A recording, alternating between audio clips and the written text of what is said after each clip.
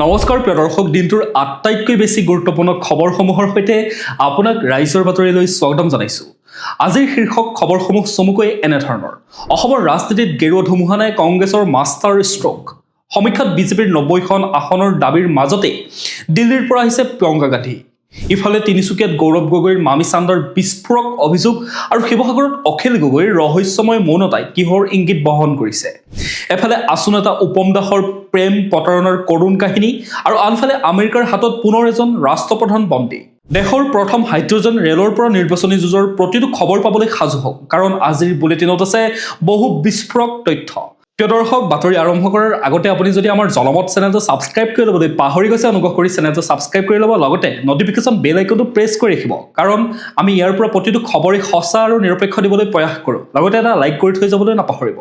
প্ৰিয় দৰ্শক, আপোনালোকে আমাৰ বাতৰিসমূহ চাই থাকে কিন্তু মতামত জনাবলৈ হয়তো পাহৰি যায়। অনুগ্ৰহ কৰি বাতৰিসমূহ কেনেকুৱা পালে আৰু কেনেধৰণৰ বাতৰি আপোনালোকে জানিব বিচাৰে তাৰ সন্দৰ্ভত আপোনালোকে আমাৰ কমেণ্টত জনাব পাৰে। মই যিহেতু কমেণ্টসমূহ পঢ়ি থাকোঁ, তাতে তেতিয়া গম পাম যে আপোনালোকে কেনেকুৱা ধৰণৰ বাতৰি পাব বিচাৰে বা বাতৰিসমূহ আপোনালোকৰ উপযোগী হৈছেনে নাই। যিহেতু আমি 10-12খন নিউজ পেপাৰ বা আপোনাৰ 10-12টা নিউজ চেনেলৰ পৰা যিখিনি সাৰমৰ্ম হয়, সেই সাৰমৰ্মখিনি আপোনালোকক দিবৰ কাৰণে 20ৰ পৰা 22 মিনিট বা 18 মিনিট 19 মিনিটৰ ভিতৰত সেই গোটেই সাৰমৰ্মটো দিবৰ কাৰণে চেষ্টা কৰোঁ। তাৰ কাৰণে আপোনালোকে সেই বাতৰিসমূহ ভাল পাইছেনে নাই, কেনেকুৱা ধৰণৰ পাইছে জনাবলৈ নাপাহৰিব। প্ৰিয় দৰ্শক, আজি অসমীয়া পুহ মাহৰ 20 তাৰিখ আৰু ইংৰাজী 5 জানুৱাৰী। এতিয়া আহিছোঁ আমি প্ৰথমটো খবৰলৈ। অসমত পুনৰ গেৰুৱা ধুমুহাৰ ইংগিত। বিজেপিৰ মিত্ৰজোঁটে লাভ কৰিব পাৰে 90খন আসন। সমীক্ষাত শোচনীয় অৱস্থা বিৰোধীৰ। আগন্তুক অসম বিধানসভা নিৰ্বাচনক লৈ ৰাজ্যজুৰি চৰ্চা চলি থকাৰ মাজতেই এক বিস্ফোৰক জৰীপৰ ফলাফল ৰাজহুৱা কৰিছে হায়দৰাবাদৰ আগশাৰী গৱেষণা সংস্থা পিপলছ পালছে। দেওবাৰে গুৱাহাটী প্ৰেছ ক্লাবত আয়োজিত এক সংবাদমেলত সংস্থাটোৱে দাবী কৰা মতে অসমত একেৰাহে তৃতীয়বাৰৰ বাবে বিজেপিৰ নেতৃত্বাধীন NDA চৰকাৰ গঠন হোৱাটো প্ৰায় নিশ্চিত। আসনৰ অংক আৰু দলীয় স্থিতি। পিপলছ পালছৰ সঞ্চালক ডক্টৰ ৰাজন পাণ্ডে প্ৰকাশ কৰা তথ্য অনুসৰি 126জনীয়া বিধানসভাত বিজেপি মিত্ৰজোঁটে 90খনৰো অধিক আসন লাভ কৰাৰ সম্ভাৱনা আছে। দলীয় ভিত্তিত আসনৰ সম্ভাৱ্য তালিকাখন এনেধৰণৰ: বিজেপি 69ৰ পৰা 74খন আসন, অগপ 8ৰ পৰা 11খন আসন, BPF 8ৰ পৰা 10খন আসন, কংগ্ৰেছ 25ৰ পৰা 29খন আসন আৰু অন্যান্য অৰ্থাৎ AIUDF, UPPL, ৰাইজৰ দল, অজাপে 0ৰ পৰা 2খন আসন পাব পাৰে। আনহাতে মুখ্যমন্ত্ৰীৰ দৌৰত 30% সমৰ্থনেৰে ডক্টৰ হিমন্ত বিশ্ব শৰ্মাৰ আটাইতকৈ জনপ্ৰিয় নেতা হিচাপে বিবেচিত হৈছে। ইয়াৰ বিপৰীতে কেন্দ্ৰীয় মন্ত্ৰী সৰ্বানন্দ সোণোৱালে 28% আৰু কংগ্ৰেছ সভাপতি গৌৰৱ গগৈয়ে 27% জনপ্ৰিয়তা লাভ কৰিছে। বিশেষকৈ মহিলা ভোটাৰ আৰু হিতাধিকাৰী আঁচনিসমূহৰ প্ৰভাৱৰ বাবে বিজেপিৰ ভেটি মজবুত হৈ থকা বুলি জৰীপত উল্লেখ কৰা হৈছে। পিপলছ পালছৰ এই জৰীপক বিশ্লেষণ কৰিলে আমি কেইটামান গুৰুত্বপূৰ্ণ দিশ পাওঁ। 1. সমষ্টি পুনৰ নিৰ্ধাৰণৰ ৰাজনীতি। ডক্টৰ পাণ্ডে উল্লেখ কৰা মতে শেহতীয়া সমষ্টি পুনৰ নিৰ্ধাৰণে বিজেপিৰ বাবে নিৰ্বাচনী যুঁজখন বহু পৰিমাণে সহজ কৰি তুলিছে। ইয়াৰ ফলত হিন্দু ভোটাৰ একত্ৰিত হোৱাৰ সুযোগ লাভ কৰিছে। 2. আৱেগ বনাম প্ৰশাসন। শেহতীয়াকৈ জুবিন গাৰ্গৰ বিয়োগক লৈ সৃষ্টি হোৱা জনৰোষে চৰকাৰক কিছু অস্বস্তিত পেলাইছিল যদিও আৰক্ষীৰ তৎপৰতা আৰু আইনী প্ৰক্ৰিয়াই সেই ক্ষোভ বহুখিনি প্ৰশমিত কৰিবলৈ সক্ষম হৈছে। আৰু 3 নম্বৰটো হৈছে বিৰোধীৰ দুৰ্বলতা। কংগ্ৰেছৰ ভোটৰ শতাংশ 37% আৰু বিজেপিৰ 39% নিচেই ওচৰত থাকিলেও আসনৰ ক্ষেত্ৰত কংগ্ৰেছ বহু পিছ পৰি আছে। ইয়াৰ মূল কাৰণটোৱে হৈছে ভোট বিভাজনৰ ৰাজনীতি আৰু শক্তিশালী মিত্ৰজোঁটৰ অভাৱ। আঞ্চলিকতাবাদৰ সংকট। সমীক্ষাটোৱে আঞ্চলিকতাবাদী দলসমূহৰ বাবে এক চিন্তনীয় ছবি দাঙি ধৰিছে। বিশেষকৈ অগপৰ অস্তিত্ব এতিয়া সম্পূৰ্ণৰূপে বিজেপিৰ ওপৰত নিৰ্ভৰশীল হৈ পৰিছে। আনহাতে শিৱসাগৰত অখিল গগৈৰ স্থিতিও এইবাৰ তীব্ৰ প্ৰত্যাহ্বানৰ মুখত পৰিব বুলি জৰীপত প্ৰকাশ পায়। যদিও এই জৰীপৰ ফলাফলে বিজেপিক নিৰংকুশ আধিপত্যৰ ইংগিত দিছে, তথাপিও ফেব্ৰুৱাৰী মাহত হ'বলগীয়া দ্বিতীয় পৰ্যায়ৰ জৰীপৰ পিছতহে ৰাজনৈতিক বতাহ কোনফালে ধাৱমান হয় সেয়া অধিক স্পষ্ট হ'ব। বৰ্তমানৰ বাবে পিপলছ পালছৰ এই সমীক্ষাই শাসকীয় শিবিৰক উৎসাহিত কৰাৰ বিপৰীতে বিৰোধী শিবিৰত হাহাকাৰ পৰিৱেশৰ সৃষ্টি কৰা দেখা গৈছে। এতিয়া আহিছোঁ আমি পৰৱৰ্তী খবৰটোলৈ। নিৰ্বাচনী যুঁজত কংগ্ৰেছৰ মাষ্টাৰ ষ্ট্ৰোক। অসমৰ প্ৰাৰ্থী বাছনিত শেষ মোহৰ মাৰিব প্ৰিয়ংকা গান্ধীয়ে। 2024 চনৰ বিধানসভা নিৰ্বাচনৰ ৰণসিঙা বাজি উঠাৰ লগে লগে অসমত কংগ্ৰেছ দলে এক গুৰুত্বপূৰ্ণ কৌশলগত পদক্ষেপ গ্ৰহণ কৰা দেখা গৈছে। শনিবাৰে নিখিল ভাৰত কংগ্ৰেছ কমিটি অৰ্থাৎ AICC আগন্তুক বিধানসভা নিৰ্বাচনত হ'বলগীয়া 5খন ৰাজ্যৰ বাবে প্ৰাৰ্থী বাছনি সমিতি অৰ্থাৎ স্ক্ৰিনিং কমিটি তেওঁলোকে ঘোষণা কৰে। এই ঘোষণাৰ আটাইতকৈ তাৎপৰ্যপূৰ্ণ দিশটো হ'ল যে অসমৰ বাবে গঠিত সমিতিৰ নেতৃত্ব অৰ্পণ কৰা হৈছে দলৰ সৰ্বভাৰতীয় সাধাৰণ সম্পাদিকা তথা সাংসদ প্ৰিয়ংকা গান্ধী ভাদ্ৰাক।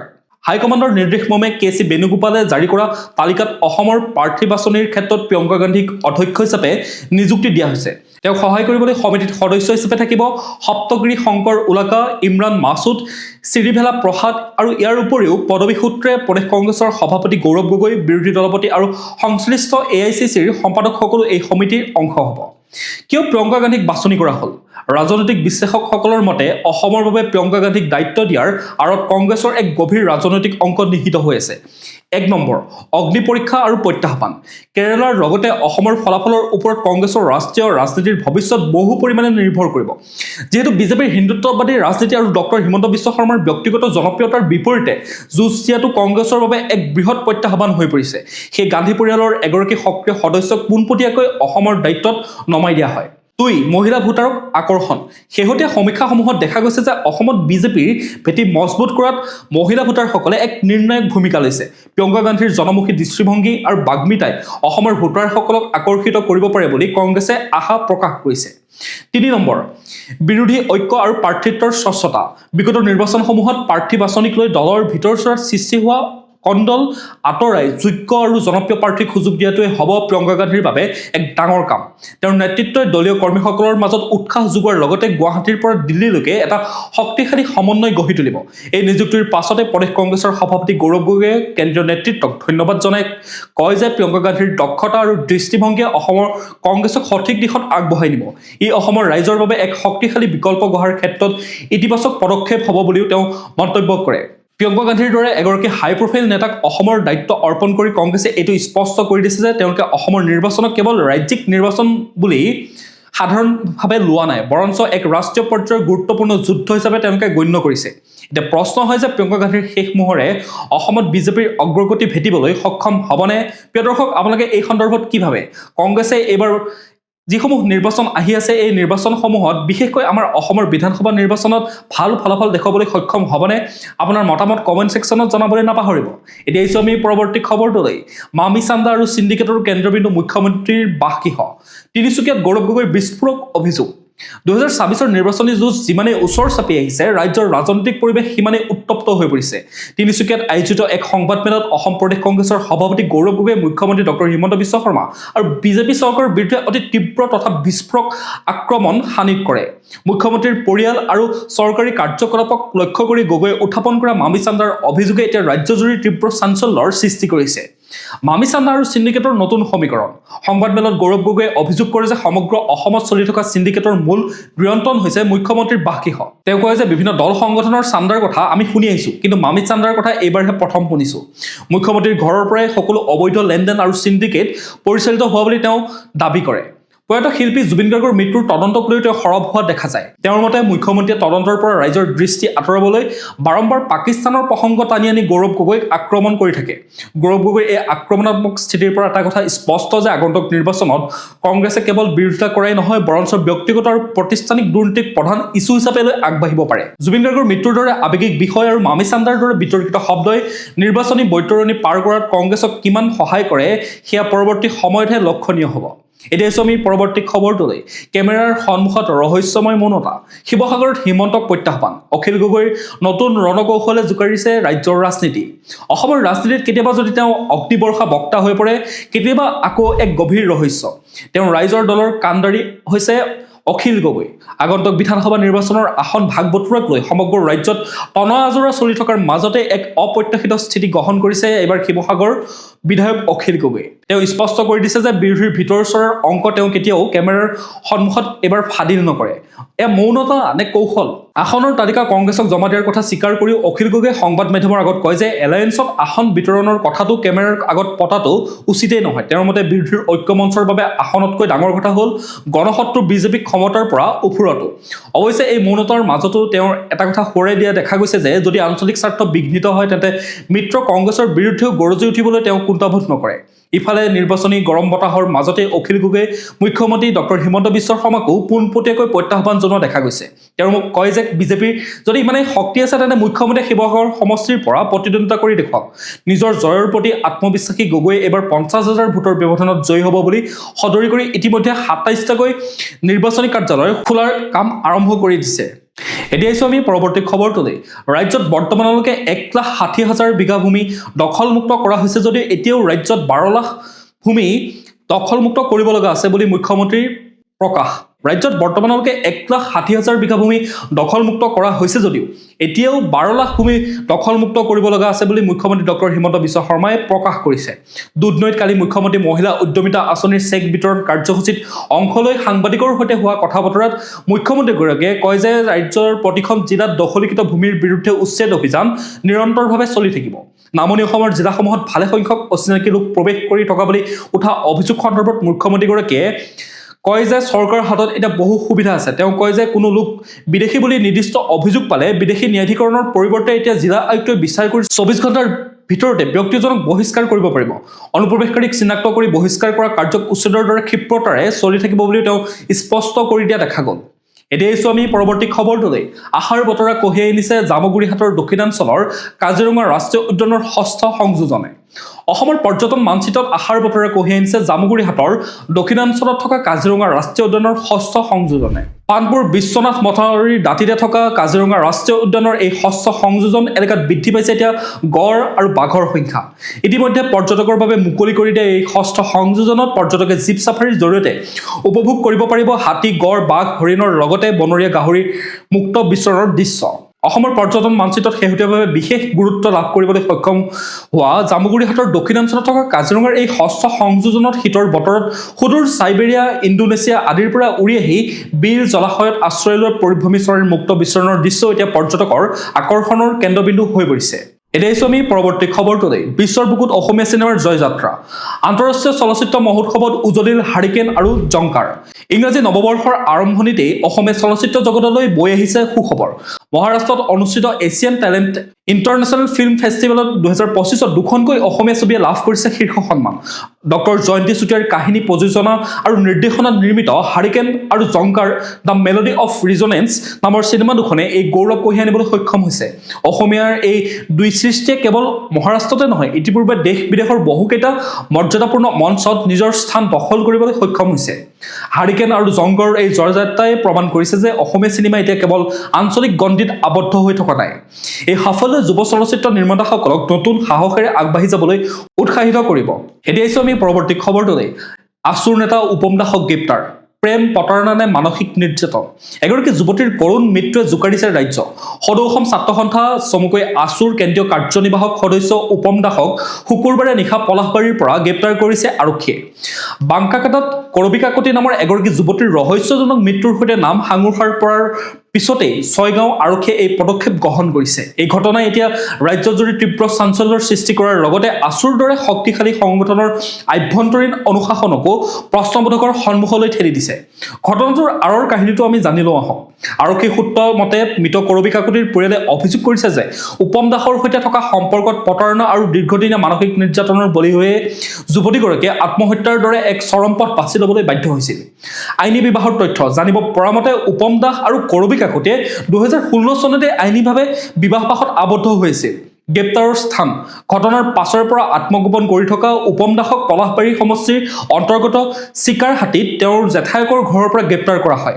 এগৰাকী উদীয়মান যুৱতীৰ অকাল মৃত্যু সদায় দুখজনক। যদিহে উপম দাস দোষী সাব্যস্ত হয় তেন্তে ই কেৱল এজন ব্যক্তিৰ নহয়, বৰঞ্চ এক সামাজিক ব্যৱস্থা তথা নেতৃত্বৰ বিফলতা হিচাপে চিহ্নিত হ'ব। আইনৰ চকু সকলোৰে বাবে সমান হোৱাটোৱে এতিয়া জনসাধাৰণৰ একমাত্ৰ দাবী। এতিয়া আহিছোঁ আমি পৰৱৰ্তী খবৰটোলৈ। দীপৰ বিলত আৰম্ভ সমূহীয়া মাছ ধৰা উৎসৱ। ৰৌ, ভকুৱা, চিতল, বৰালি, বিগ হেড, মিৰিকা আদি মাছ কিনিবলৈ পোৱাতেই লাগিল হেতা অপৰা। মহানগৰীৰ কাষৰীয়া ঐতিহাসিক দীপৰ বিলত বিল মাৰা উৎসৱ এই দিনতে সকলোৱে লোকেল মাছ কিনিবলৈ ভিৰ কৰেহি। ইংৰাজী নৱবৰ্ষৰ প্ৰথমটো দেওবাৰতে এই বিলখনত সমূহীয়া মাছ ধৰা পৰ্ব, যাক স্থানীয় লোকসকলে কি বুলি কয়, বিল মাৰা উৎসৱ বুলি কয়, পৰম্পৰাগতভাৱে অনুষ্ঠিত হৈ আহিছে এই উৎসৱ। স্থানীয় মাছমৰীয়াসকলে আজিৰ এই বিশেষ দিনটোৰ বাবে অপেক্ষা কৰি থাকে। পৰম্পৰাগতভাৱে অইন বছৰৰ দৰে এইবেলিও মাছ ধৰা উৎসৱ পালন কৰিলে দীপৰ বিলত। একেলগে বিলত মাছ ধৰিলে প্ৰায় 2000ৰো অধিক মাছমৰীয়াই। এই বিলত নামিল 500তকৈ নাও। হাড়কোপ শীতৰ পুৱাতে উৎসৱমুখৰ হৈ পৰিল দীপৰ বিলৰ পাৰ। সকলোৰে হাতে হাতে মাছ। দীপৰ বিলৰ দাঁতিকাষৰীয়া অঞ্চলৰ মাছমৰীয়া লোকসকলে পূৰ্বৰে পৰা পৰম্পৰাগতভাৱে উৰুকাৰ প্ৰাক মুহূৰ্ত তথা ইংৰাজী নৱবৰ্ষৰ প্ৰথমটো দেওৰে পালন কৰি আহিছে এই বিল মাৰা উৎসৱ। প্ৰিয় দৰ্শক, এতিয়া জানি লওঁ আহক আজিৰ দিনটোৰ বতৰৰ বতৰা। ভাৰতীয় বতৰ বিজ্ঞান কেন্দ্ৰৰ তথ্য অনুসৰি 5 জানুৱাৰী 2026 সোমবাৰৰ দিনটো অসমৰ আকাশ মূলতঃ পৰিষ্কাৰ থাকিব। পুৱাৰ ভাগত ৰাজ্যৰ ঠায়ে ঠায়ে ঘন কুঁৱলী পৰাৰ সম্ভাৱনা আছে, যাৰ ফলত দৃশ্যমান্যতা হ্ৰাস পাব পাৰে। অৱশ্যে বেলা বহাৰ লগে লগে কুঁৱলী আঁতৰি আকাশ ফৰকাল হ'ব আৰু উজ্জ্বল ৰ'দ দেখিবলৈ পোৱা যাব। কাইলৈ দিনটোৰ সম্ভাৱ্য সৰ্বোচ্চ তাপমাত্ৰা 23 ডিগ্ৰী চেলছিয়াছ থাকিব আৰু ৰাতিৰ সৰ্বনিম্ন তাপমাত্ৰা 10 ডিগ্ৰী চেলছিয়াছৰ ভিতৰত থকাৰ সম্ভাৱনা আছে। সূৰ্যোদয় হ'ব পুৱা 6:13 আৰু সূৰ্যাস্ত হ'ব আবেলি 4:44। প্ৰিয় দৰ্শক, এতিয়া আমি ৰাষ্ট্ৰীয় বাতৰিসমূহৰ মাজলৈ আগবঢ়াৰ আগতে আপোনালোকে আমাৰ বাতৰিসমূহ কোন কোন অঞ্চলৰ পৰা চাই আছে আপোনালোকে আমাক কমেণ্টত জনাবলৈ নাপাহৰিব। তেতিয়া আমি গম পাম যে অসমৰ কোন কোন অঞ্চলৰ পৰা আমাৰ দৰ্শকসকলে আমাৰ ৰাইজৰ বাতৰি ভিডিঅ'টো চাই থাকে।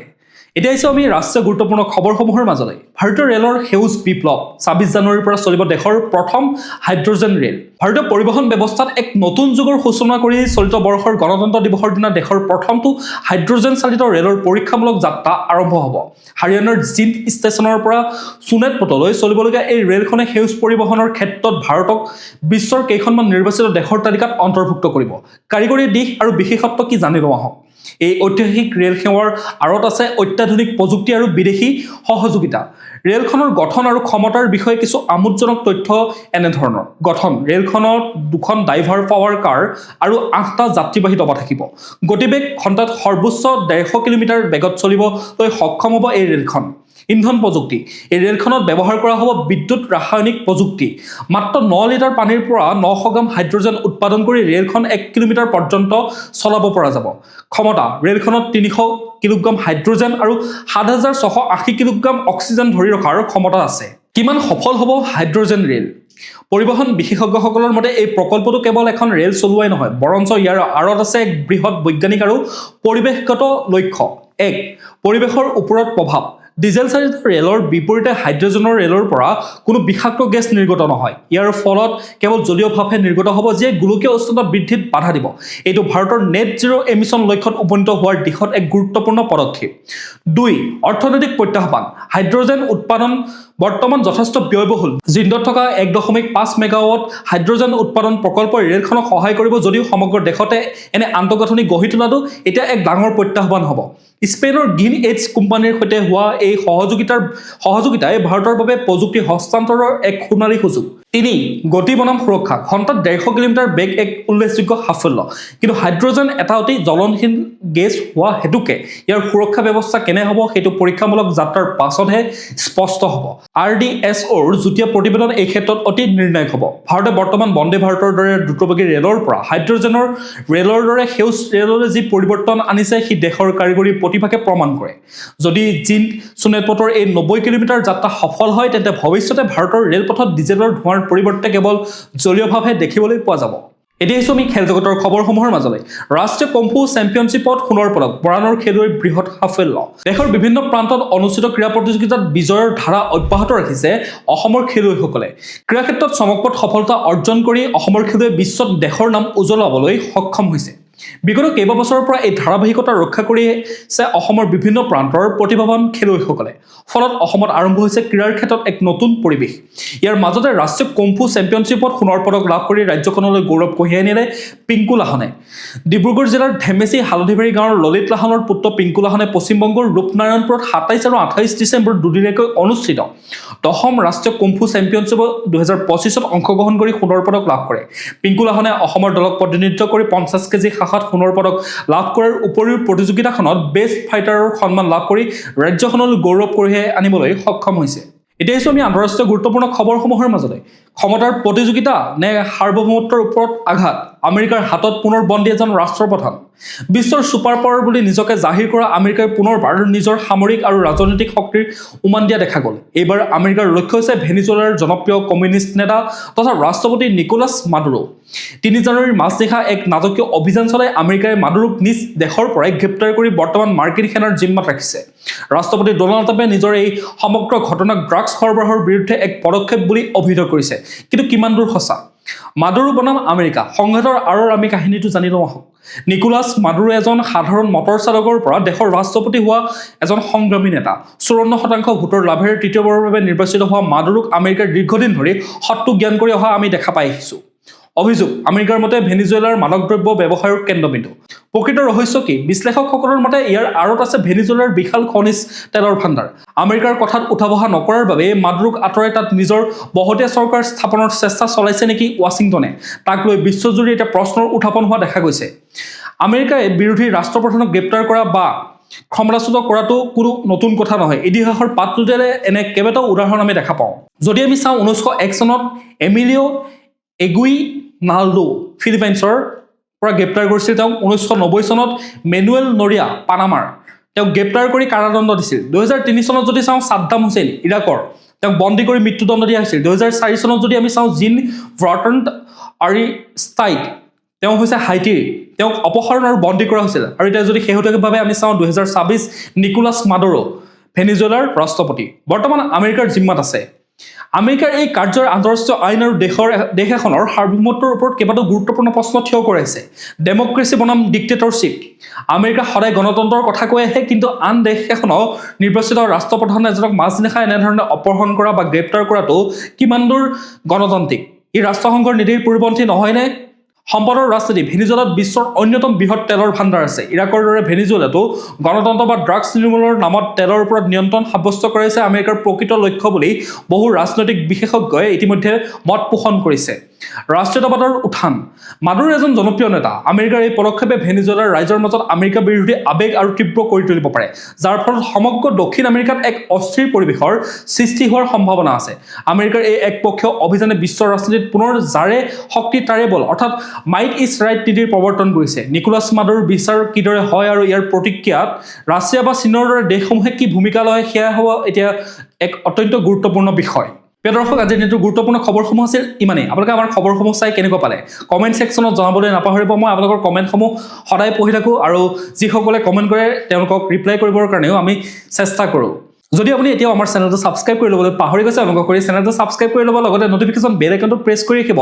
তেতিয়া প্ৰতিদিনে এনেধৰণে পুৱা 5 বজাতে আপোনালোকে গোটেই দিনটোৰ নিউজৰ সাৰাংশটো পাই যাব। লগতে এটা লাইক কৰি থৈ যাবলৈ নাপাহৰিব। আপোনালোকৰ এটা লাইকে মোৰ মনোবল আৰু দুগুণ বৃদ্ধি কৰে। কাইলৈ পুনৰ একে সময়তে লগ পোৱাৰ প্ৰতিশ্ৰুতিৰে আপোনাক বহুত বহুত ধন্যবাদ জ্ঞাপন কৰিছোঁ।